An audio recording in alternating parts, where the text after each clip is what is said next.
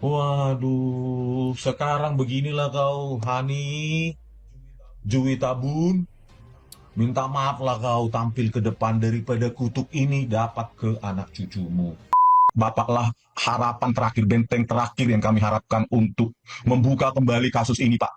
Mohon Bapak dengarkan permintaan saya dan mungkin jutaan netizen lain, Pak. Ya. Bayangkan perbandingan apa itu? Perbandingan kamera 1 yang tajam dengan kamera 9 yang sudah direkayasa. Nah, ini mereka berdrama di sini. Jaksa Sugi Karpalo dan Muhammad Nual Azhar. Perbandingan macam apa itu?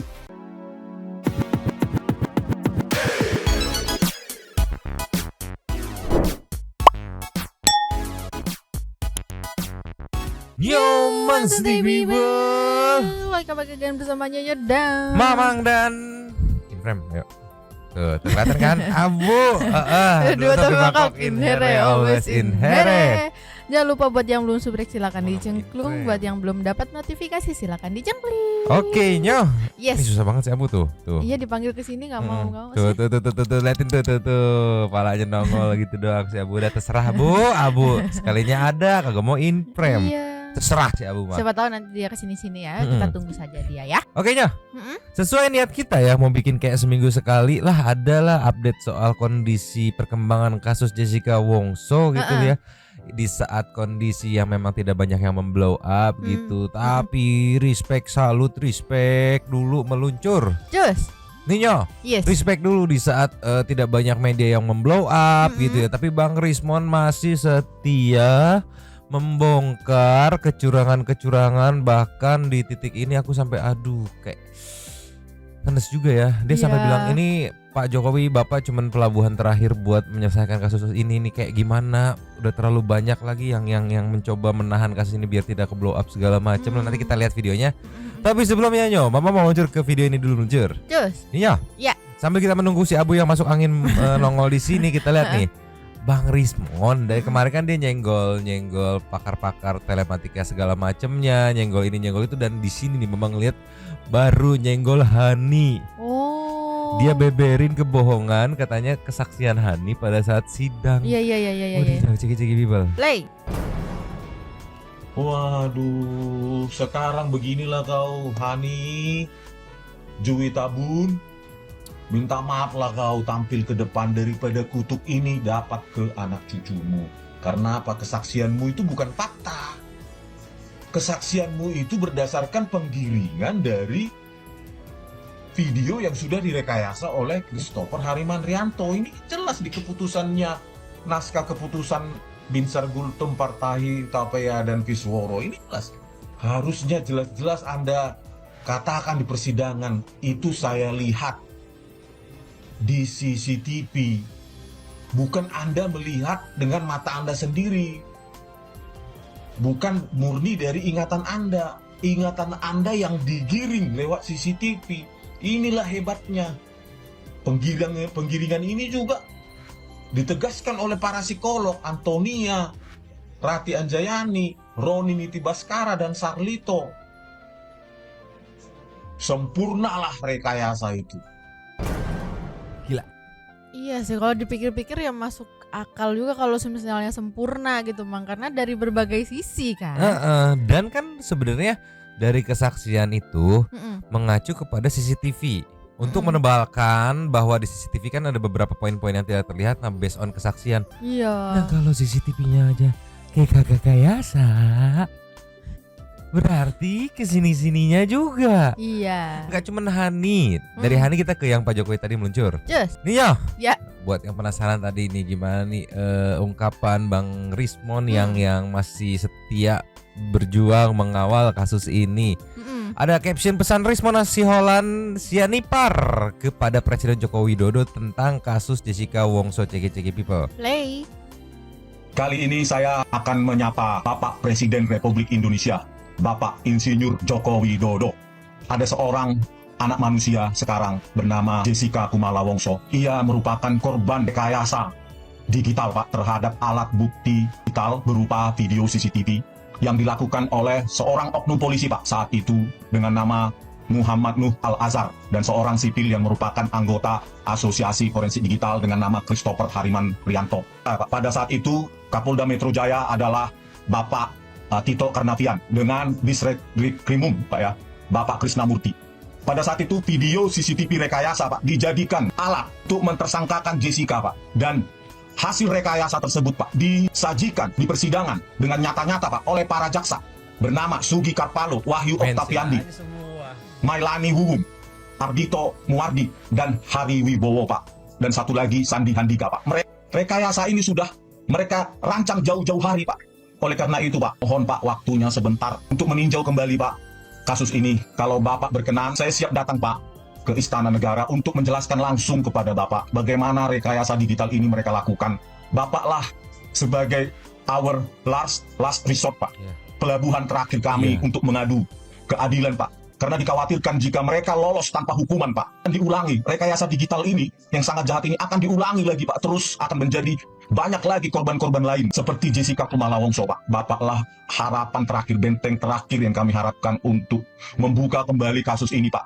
Mohon Bapak dengarkan permintaan saya dan mungkin jutaan netizen lain Pak, agar Bapak memberikan waktu sedikit, waktu luang sedikit. Jika Bapak berkenan, saya akan datang menjumpai Bapak langsung untuk menyajikan Pak bukti-bukti ini agar ke depan tidak ada lagi korban seperti Jessica Kumala Wongso Pak.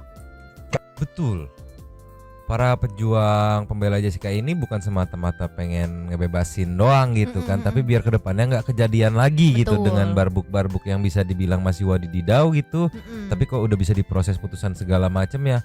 Tapi aku mikir-mikir ide-ide gila aja ya. Apa tuh? Di akhir kepemimpinan Pak Jokowi langsung lastnya di akhir kepemimpinannya ini kepemimpinan tahun terakhir saya dan tok kita buka lagi. Waduh, pecah sih itu, pecah sih. Iya, aku tadi juga ngebayangin ke sana. Terus Mang, yang tadi dia mention banyak itu kayak kalau misalnya bener, wah, itu sesuai perkiraan kita di awal kan. Kalau misalnya ini dibuka lagi gitu kan, bakal banyak banget yang keseret. Ini aja baru video doang kan ini, baru video CCTV aja udah segitu banyak orangnya, apalagi yang lain-lain. Aduh, rubah setelan pabrikan nih begini mah, tolong lah. Aduh, tapi nggak cuma ke Pak Jokowi doang, ada Pak Mahfud juga yang disenggol nih meluncur. Nih ya, selain ngasih pesan ke Pak Jokowi, ini Bang Rismon juga ada ngasih pesan kepada Menko Polhukam Prof Mahfud MD tentang Jessica Kumala Wongso. Ceki wow. Play. Permohonan ya kepada Bapak Menko Polhukam Profesor Mahfud MD. Pak Profesor, kenalkan nama saya Rismon Hasiholan Sianipar, seorang dosen Pak dan seorang akademisi yang kebetulan tahun 2016 yang lalu saya hadir sebagai saksi ahli digital forensik di kasus Jessica Kumala Wongso. Sukarela ya Pak mengajukan diri karena memang pada saat itu saya temukan sejumlah kejanggalan ketika saya menonton televisi di rumah. Permohonan saya Pak ya, kalau Bapak bisa ada waktu, mungkin saya bisa bertamu ke Kemenko Polhukam Pak untuk bertemu dengan Bapak. Pak, saya memiliki minimum 10 bukti rekayasa ya Pak yang dilakukan oleh saksi ahli ini Pak ya. 10. Bang Risman udah megang dari hasil analisa dia 10 bukti rekayasa. Iya. Sama apa ya? Yang tadi kan ke Pak Jokowi itu labuhan terakhir gitu kan. Sama kalau Pak Mahfud ini kan istilahnya ya dia kan emang di situ bidangnya gitu kan. Jadi kayak ya bener sih ke sini tapi udah tahu gimana nantinya ya. Masalah nanti diproses apa enggak ya seenggaknya ada usaha dulu gitu dari Bang Rismon ya. Lanjut lagi. Pak ya, dua ini Muhammad Nur Al-Azhar dan Christopher Harimandrianto. Video CCTV yang disajikan di pengadilan adalah video CCTV yang sudah direkayasa dan dirusak secara brutal oleh Muhammad Nur Al-Azhar dan Christopher Harimandrianto. Maka harusnya putusan terhadap Jessica itu perlu ditinjau ulang Pak. Walaupun ini sudah inkrah Pak, secara prosedur hukum normatif. Ini kan jelas-jelas peradilan sesat Pak. Hanya Bapak ini mungkin harapan saya dan harapan kami satu-satunya untuk membenahi ini. Jika Bapak punya waktu, ruang di tengah kesibukan yang sangat super sibuk, saya ingin bertemu Bapak untuk menyajikan ini di depan mata Bapak sendiri. Bahwa inilah kejahatan digital yang paling tragis yang pernah terjadi di Indonesia ini Pak, di Republik yang kita cintai ini. Ketika saya bertemu dan saya menyajikan bukti fiktif, bukti hoax, hari itu pun saya siap untuk dihukum dan dipenjara Pak. Itulah statement saya, tekad saya agar hal ini tidak bisa lagi kita biarkan terjadi di Republik ini Pak. Karena bukan bukan saudaranya, cuman seorang ahli yang dipanggil pada saat case itu, tapi ngebela sampai sekarang sampai pasang badan. Yes. Dia punya keluarga loh. Ibaratnya gue berani pasang badan, tangkap aja gue. Kalau misalkan yang gue paparkan ini salah, yang gue paparkan ini bohong, silakan tangkap. Iya, dari kemarin yang waktu menantang Bapak KM juga begitu kan. Bang Rismon pasang badan loh Bang Rismon. Iya. Respect. Goks. Lanjut lagi. Bapak adalah Menko Polhukam, ya, dengan jabatan Bapak bisa mengkoordinasi Jaksa Agung, Kapolri, bisa memanggil beliau-beliau untuk mempertimbangkan hal ini. Semoga Bapak pertimbangkan, ya Pak. Sekali lagi saya tekankan bahwa ini hanya semata-mata hanya pertimbangan ilmiah Pak, bukan pertimbangan politik dan lainnya, tidak Pak. Saya jauh dari politik, semata-mata dari keilmuan saya yang saya tekuni selama saya berkuliah di Teknik Elektro UGM sejak tahun 1994 yang lalu Pak. Ini sebenarnya aku bingung nih, mungkin aku pengen nanya sama satu people. Apa sih poin penting yang bisa nge-trigger permasalahan ini biar bisa dibuka lagi? Iya. Apa sih, apakah misalkan perintah dari pemimpin tertinggi negara gitu, atau perintah dari Bapak Menko Polhukam atau apa gitu yang bisa nge-trigger biar akhirnya oke, lu mau nggak mau, suka nggak suka, buka lagi.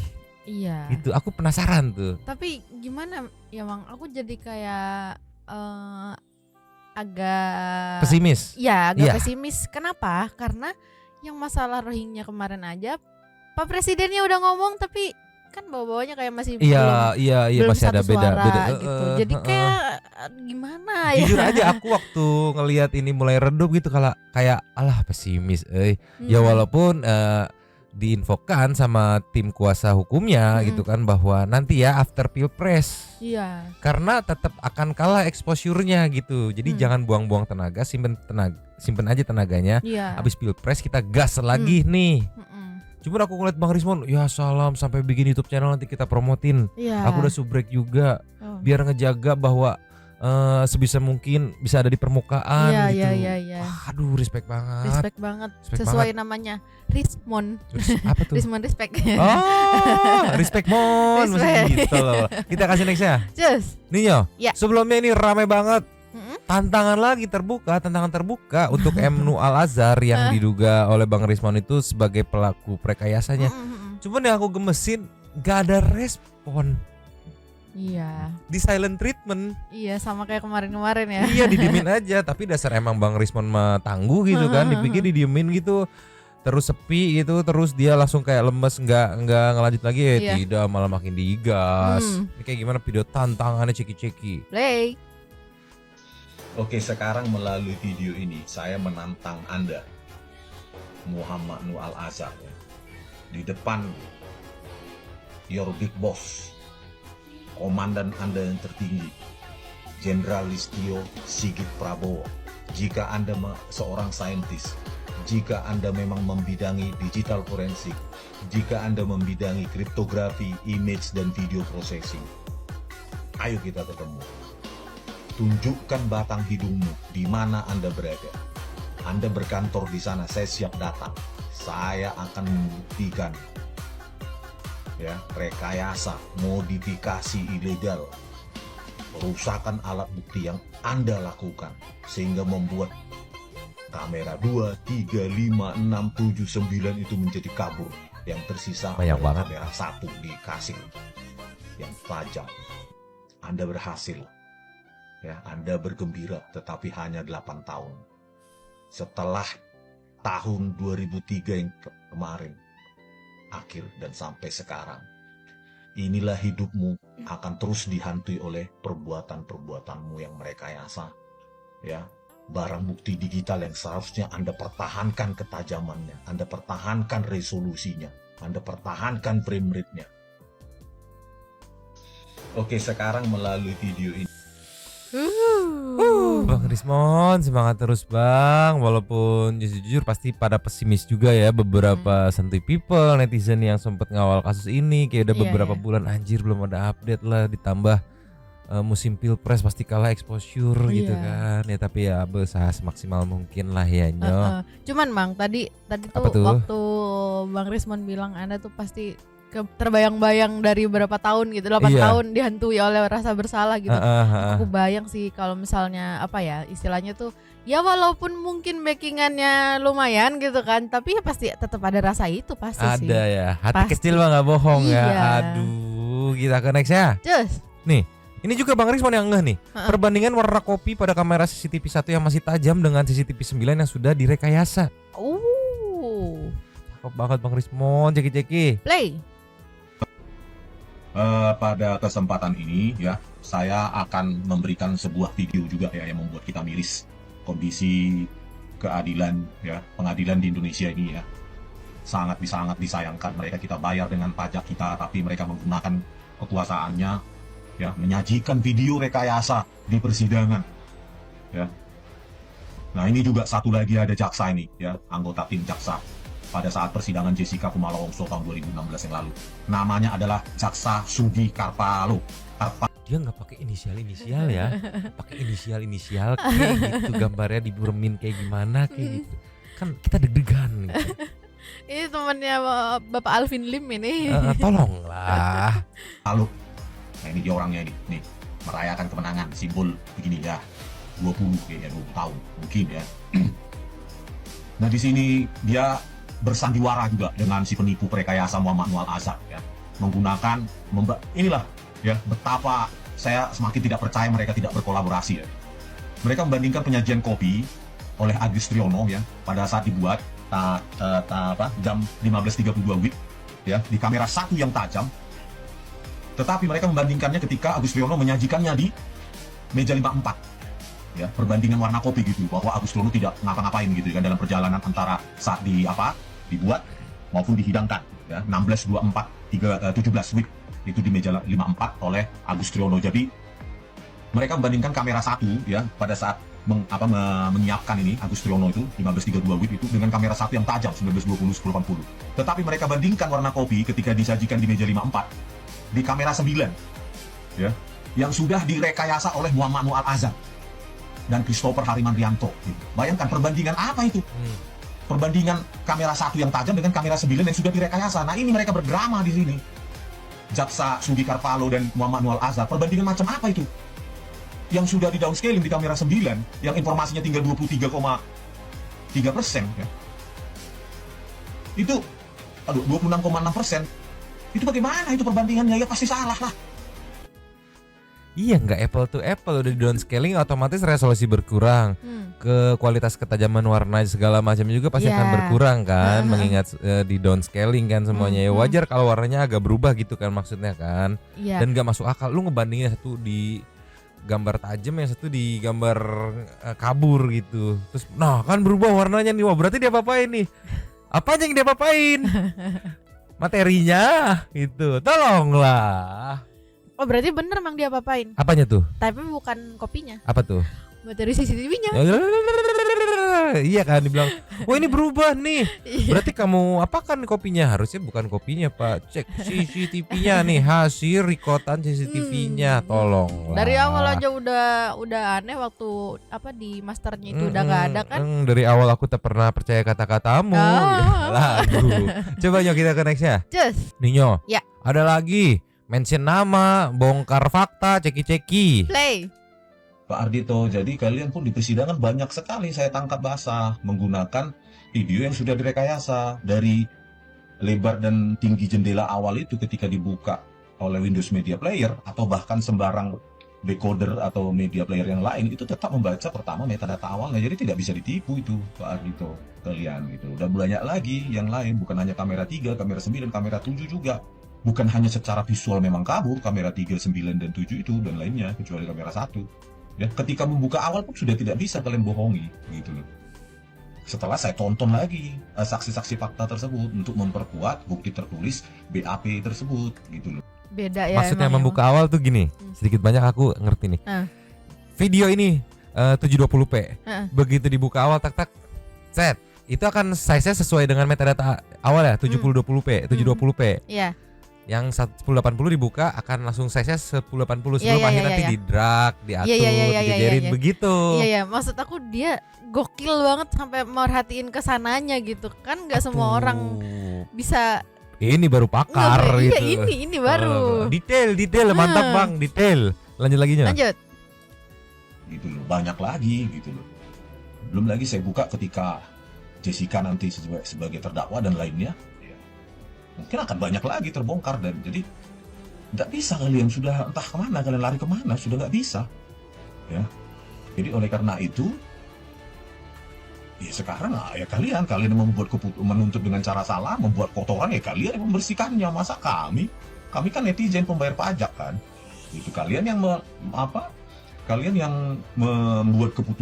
membuat meyakinkan hakim sehingga menjadikan keputusan yang salah, ya kalian yang benahi lah, gitu loh. Iya lah, bersih lah, kalian yang nyapuin lah. Tapi aku respect sih Bang Rismon di sini memposisikan diri sebagai netizen juga ya. Keren, mantap Ninyo. Banget. Aku mau meluncur ke YouTube-nya Bang Rismon, yang meluncur. Just. Ninyo. Yes. Dari sini sumbernya YouTube-nya Bang Rismon, Bali G Academy ya, sudah memang subrek dari kemarin-kemarin. Ini nih bisa dilihat kalau kita scroll ini.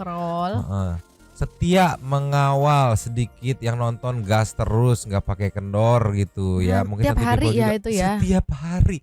Bahkan ini nih 22 jam, 6 jam, 3 jam. Goks.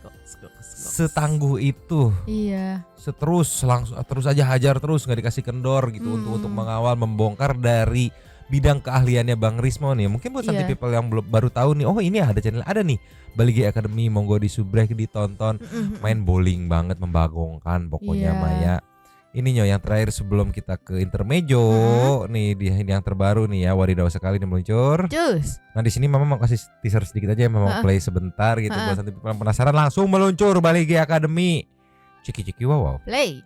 Hai sobat-sobat satu perjuangan dalam merobohkan tembok raksasa rekayasa dan ketidakadilan di Republik ini, khususnya untuk Jessica Kumala Wongso ya, yang merupakan korban rekayasa ya digital ya, yang sangat Sebelum lanjut dipotong dulu, mohon maaf. Temboknya itu setara tembok Attack on Titan Nyo. Tebel banget, tinggi banget, sumpah. Tembok yang terakhir ya. Iya kan, tembok Attack on Titan begitu runtuh Titan semua tuh kan isinya. Ini juga sama. Kalau runtuh nih Titan banyak yang runtuh nih. Lanjut lagi. Lanjut.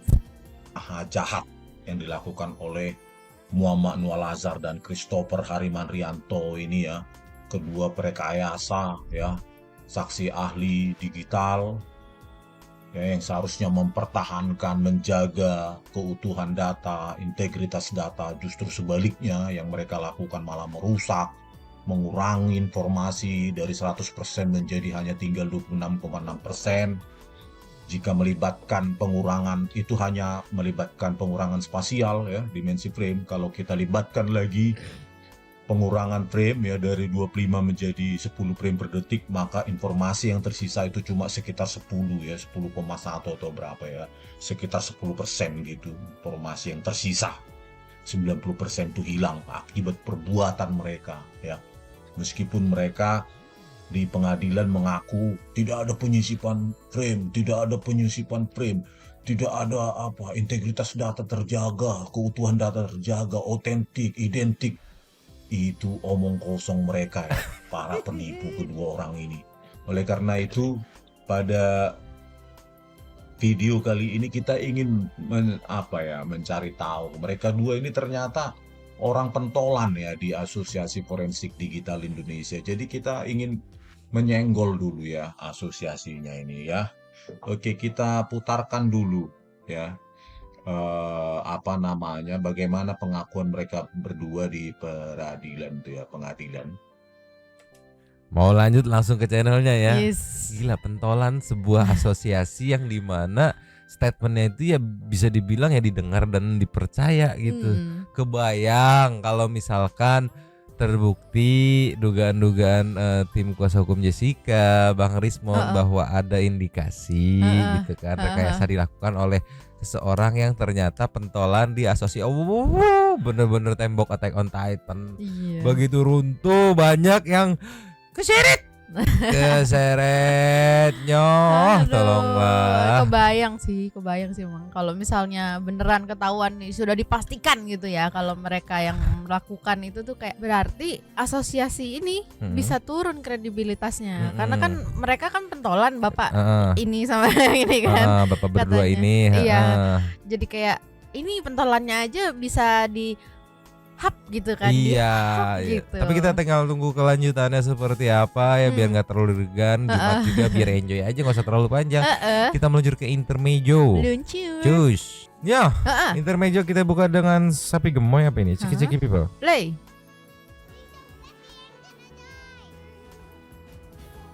Kok bisa gitu Ini sih? sapi Anggora. Kok bulunya begini banget ya? Ini lucu banget. Udah mah gemoy gitu. Iya. Ini sapi Manskin apa ya? Iya pendek kan soalnya. Iya. Lucu banget. Bulunya kan bisa Lucu lepek ya sapi ya, pendek-pendek lepek. Iya. Ini Biasanya kayak- kelimis gitu kan. Ini bugar gitu. Bugar gemoy banget, Gemoy banget. Mau tapi mau. Mau. Oke. Mau. Oke, boleh kita beli. Potong nanti. Jangan Oh, dong. Kalau kita kasih ke next ya. Just. Nih Nyo, Apa tuh? ini aku nemu video ini menarik banget. Ini katanya ada dokter Rico, dokternya para hewan di klinik. Oh. Tapi kucing si Rico Ah. itu. Ceki-ceki people. Play. Ini adalah Dr. Rico, dokternya para hewan di klinik. Ya Allah. Rico merupakan kucing yang tinggal dan menetap di sebuah klinik hewan di Maroko. Orang-orang yang berada di sana sering memanggilnya Dr. Rico atau perawat Rico. Hal ini disebabkan karena Rico memiliki kemampuan unik untuk mendeteksi mereka yang membutuhkan kenyamanan, baik itu hewan peliharaan yang gugup atau pengunjung manusia yang cemas. Hanya dengan keberadaannya, Rico mampu membuat siapapun nyaman bersamanya, layaknya kucing kecil ini. Kucing ini begitu gugup ketika berada di klinik, namun Rico membantunya untuk tetap nyaman. Bahkan setelah disuntik, para dokter di sana memberikannya ke Rico agar kucing itu dapat kembali tenang. Dukungan yang luar biasa dari Rico membuat perbedaan signifikan dalam pemulihan mereka. Bagaimana tanggapan kalian soal dokter cilik yang satu ini? Wah. Ini adalah dokter Rico. Gila dokter Meng ya. Aneh, aku gak habis pikir karena kan kucing kan memang pada dasarnya dia tuh hewan teritorial ya. Iya benar. Ketika ada hewan lain yang masuk ke teritori dia akan ngejaga dong. Betul. Ini malah dirawat, disamperin. Dipeluk, dijilat, disayang-sayang. Even tadi ada anak anjing gitu Iya. kan, disamperin. Kayak dia apa ya? Menerima semuanya gitu tanpa pandang bulu. Kalau ini dokter si Abu berarti anggota pejabat tidur doang gitu, maksudnya kerjanya tidur doang. Tapi lucu gemoy. Mau banget. Mau banget, Sumpah, mau ikut banget. ngerawat loh. Iya itu dijagain Aduh. tuh, lagi diinfus kan, dijaga udah sini gitu. Dokter Rico, Lucu banget. tolonglah. Jauh sih bukan di Indonesia dia ya, Iya. di luar negeri. Tolonglah. Kita kasih next aja. Just. Nyoh, Yes. next ada kucing hitam, ceki-ceki people. Play. Aduh, ngapain sih itu dia? Lucu banget. Mana keling banget lagi ya.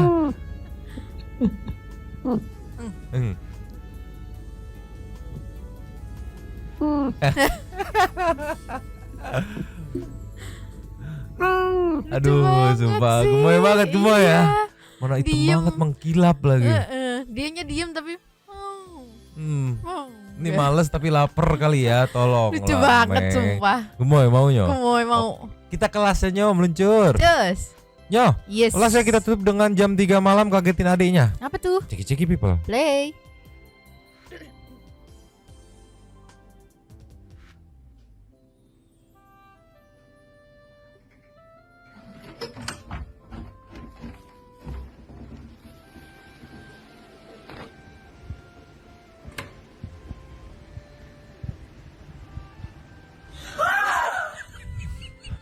Enggak, adiknya kenapa sih? Adiknya kenapa gitu? Adiknya kenapa bereaksi kayak gitu sih? Kaget dong. Ah, Kaget jam Kan 3 bisa. pagi. iya kan itu kakaknya kan, dia kan ngeliat muka kakaknya. Ya enggak, kecuali enggak kelihatan sih kecuali kakaknya pakai apa gitu. Iya. Kan masih buka kakaknya. Belum tidur. Itu Iya, kan gitu iya, dia. iya, iya. Wah, gitu. Kenapa bereaksi segitu sih? Tolonglah. Kenapa dia bereaksi gitu kan? Dia pasti sering lihat muka kakaknya dong. Begitu tuh. Cek, udah ada kakaknya. Woi. Main Kak gitu. Ini kayak ngeliat setan sumpah.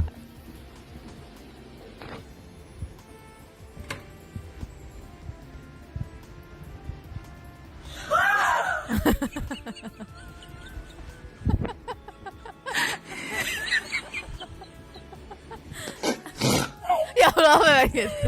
Apa yang ngorok kakaknya tuh? Aduh tolonglah.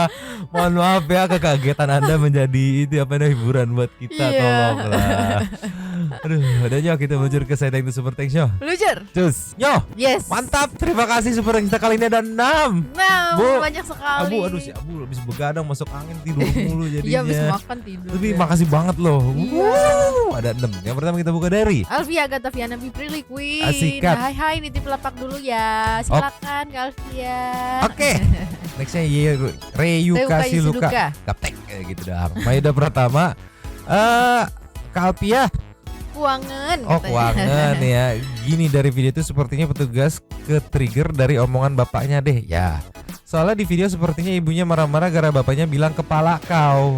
Makanya ibunya marah. Jadi pasien juga harus sadar diri dan tidak menggampangkan segala hal. Pendapatku ya. Oke, pendapat kita terima. Nextnya Raya Raya Fata. Fata. Setahu saya pakai KTP aja bisa kok, karena saya juga sering pakai sering ke PKM atau puskesmas? Buat ngurus rujukan ke RS, dan alhamdulillah pelayanan di Puskesmas tempat saya baik dan ramah. Bukan kalau kita daftar online dari rumah kita tinggal laporan. Kita tinggal laporan ke loket pendaftaran nomor antrian kita tanpa menunjukkan kartu identitas apapun karena udah langsung masuk ke komputer. Intinya sekarang sudah dipermudah. Iya, tidak semua puskesmas kayak gitu. Puskesmas Ponjero juga the best. Yes. Nextnya Tuan Nugroho, malam Jamang salam buat si Abu ya yang lagi puber kedua sama si Musang. Oke. Kalau saya mah setuju sih kalau pihak dari pendaftaran puskesmas alangkah baiknya menanyakan pakai BPJS atau biaya pribadi. Jadi bingung nih apa sih yang men-trigger ibunya? Ya kan? Nah, itu dia. Thank you. Numpang ngakak ya Bang, katanya. Ini nih tipe ASN online. Bagi mereka tugasnya cuma datang, absen hadir, kerja sesuai aturan mereka, istirahat maksi, molor minimal 10 menit, balik kerja semau mereka, scan pulang tenggo, waridau deh pokoknya. Bukan melayani masyarakat, tapi lebih ke yang penting hadir buat nyari duit. Kalau yang generasi muda sih aku lihat kebanyakan udah nggak baik, udah agak baik sikapnya, walaupun nggak semua juga ya. Semoga ASN lebih baik lagi kinerjanya karena kalian dibayar untuk melayani pemilik tahta tertinggi, rakyat. Sehat-sehat dan semangat terus Nyomang, Bang Tuan Nugroho, Mas Abu dan calon ponakan online. Nextnya tukang sound hajatan. Numpang lapak Bang. Mang mau komen video yang kemarin nyariin super tank gak ada katanya. Video kemarin lusa, asli Mang merinding dengan ceritanya si David. Baru beres nonton video Mamang langsung ada notif dari YouTube, Densu langsung cus nonton, asli merinding. Video kemarin kalau Aneh berkubu sama si bapaknya ya. Karena gini, waktu keponakan Aneh sakit terus BPJS nunggak dan nggak bisa sebenarnya, tapi sama RS masih diterima aja sekalian urus perpanjangan atau bayar pajak BPJS-nya. Jadi bener kata Mamang, beda tempat, beda orang, beda pula pelayanannya. Bener. Nextnya Final Channel. Numpang lapak ikutan ngakak ya Kak katanya. Membantu menjawab yang Nyomang. Setahu saya di nomor NIK yang tertera di KTP itu sudah bisa dicek apakah punya BPJS atau tidak. Karena terkadang pasien itu merasa tidak punya atau diberikan kartu KIS dari pemerintah, tapi saat dicek NIK-nya itu terdaftar kartu kepesertaan BPJS KIS atau sesuai kelas BPJS ya. Sedangkan biasanya pasien dijelaskan ingin menggunakan BPJS atau tidak. Jika mau mengurus menjelaskan bagaimana prosedurnya segala macamnya ya. Bahkan dari NIK juga bisa dicek pembayaran BPJS-nya nunggak apa enggak. Sekarang bahkan bisa juga lihat kepesertaan lewat mobile JKN. Tah eta pisan. Anton Himura. Numpang lapak Tuan Nugroho, pagi Nyomang dan sobat santuy, cuman mau bilang Abu tolong balik kasihan Mamang di dicemak-cemak terus pas penutupan. Balik-balik masuk angin. Aku ngantuk. Tolonglah. Nextnya Sarinata. Buset si ibu arogan sekali. Anda pelayan masyarakat, bisa lebih ramah dikit atuh Bu. Abu ente kabur mulu, besok hadir dong. Aneh kangen Abu. Tadi udah hadir ya. Sekarang ini lagi bobo di belakang dekat lampu. Di sini di belakang Yoyo nih. Tolonglah. Devinarti numpang lapak Kasani bilangin sama musangnya supaya jangan bawa Abu pas lagi kerja. Nyomang kasihan jatah wiskasnya berkurang nanti. Asumsi aku dua-duanya kemungkinan ada salahnya. Si bapak nyulut emosi dan petugas juga seharusnya ya sahutannya sorry ketus dan meninggi gitu. Meski begitu tetap pelayanan yang terbaik harus dijalankan. Jangan bawa masalah pribadi ke ranah pekerjaan dan selesaikan masalah dengan kepala dingin. Tuh. Next ada dari Pulau Dewata Official. Salvo sampai 3 loh. Iya. Mau tahu yang salah siapa? Pihak BPJS-nya sama si petugasnya. Pasien 1000% nggak salah. Saya sama persis sama si ibu itu. Saya pegawai puskesmas juga. Wah. Sama persis juga sebagai admin pendaftaran. Bahkan karena BPJS saya pernah di anjing-anjingin katanya sama pasien. Tapi saya nggak balas atau apapun karena saya tahu dia sedang sakit. Jadi mungkin lebih sensitif. Nyomang itu kan katanya puskesmas Kambon Jeruk ramah-ramah ya. Memang kami pegawai puskesmas Jakarta seharusnya se-Indonesia ya katanya dituntut untuk hospitality. Kalau tingkatnya puskesmas kecamatan dijamin ramah. Coba ke puskes kelurahannya Nyomang sama enggak katanya. Belum pernah. Aduh, gak berani. Tapi yang di Kebon Jeruk sumpah ramah banget. Iya. Nih lanjut lagi yuk sampai 3 kali nih. Satu minuman lagi buat Nyomang. Takut haus baca komentar saya. Nonton kejadian itu saya jadi super emosi sama BPJS karena ini tapi menarik nih sudut pandang dari pegawainya langsung Yes. yang job desk-nya sama. Mengenai permasalahan ini justru point of view yang menariknya ini bahwa yang wadidawnya justru malah sistem BPJS-nya nih. Kenapa? Nah, ini jelasnya. Oke. Karena saya amat banget berhubungan sama kasus ini ya. Agak panjang, semoga dibacain sekalian edukasi. Ini info valid dari saya yang tiap bulan ikut rapat Monef BPJS. Anggap aja masuk iklan pelayanan publik Nyomang. Oke. Pasien berobat tidak wajib membawa kartu BPJS, cukup KTP atau bahkan aplikasi JKN mobilnya aja. Satu tuh ya. 2 surat rujukan. Bukan secari kertas yang bisa diminta pasien kepada puskesmas. Rujukan itu 1000% kewenangan dokter, hanya dikeluarkan apabila diagnosa pasien tidak dapat ditangani dokter puskesmas. Harus ke dokter spesialis di rumah sakit.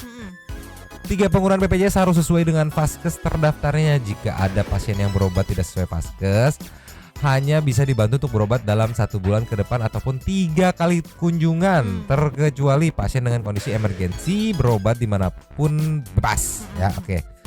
4 pasien yang punya tunggakan harus segera diurus, minimal untuk berhentiin tunggakannya. Banyak kasus karena nggak diurus, tagihannya jadi jutaan dan ditagih pada saat pasien mau menggunakan BPJS lagi untuk ke RS. Iya, biasanya seleknya nanti sama RS-nya. Saya punya BPJS. Iya, tapi ya harus sadar juga udah bayar apa belum. Iya, untuk wilayah Jakarta, puskesmas tingkat kecamatan buka 24 jam. Ya betul. Woi, BSJP cak.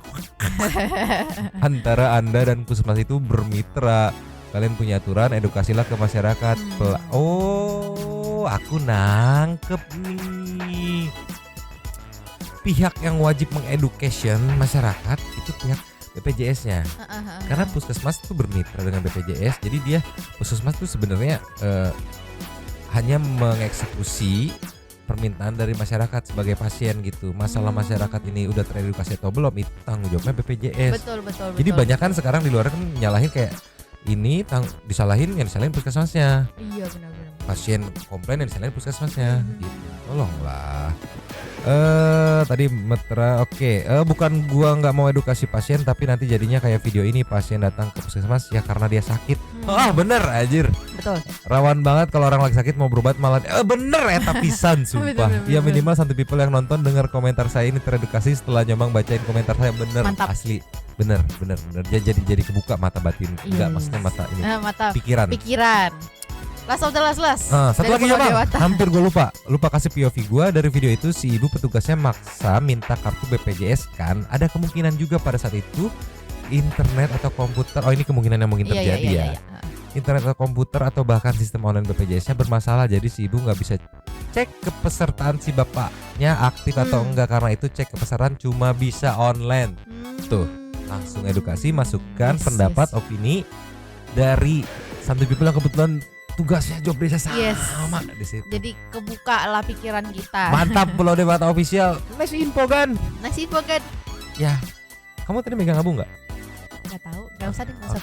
Oke, aman. Habis. Terima kasih kepada para Sultan Santuy yang sudah memberikan super thanks kepada kita dan juga memberikan ruang kepada santu people yang lain untuk komen, bertisam-tisam, bersilaturahmi dan juga menyampaikan aspirasinya di kolom komen di bawahnya. Terima kasih sudah menonton. Lanjut di komen seperti biasa, nyonyo dong. Mamang dan Abu yang masuk angin karena begadang mulu.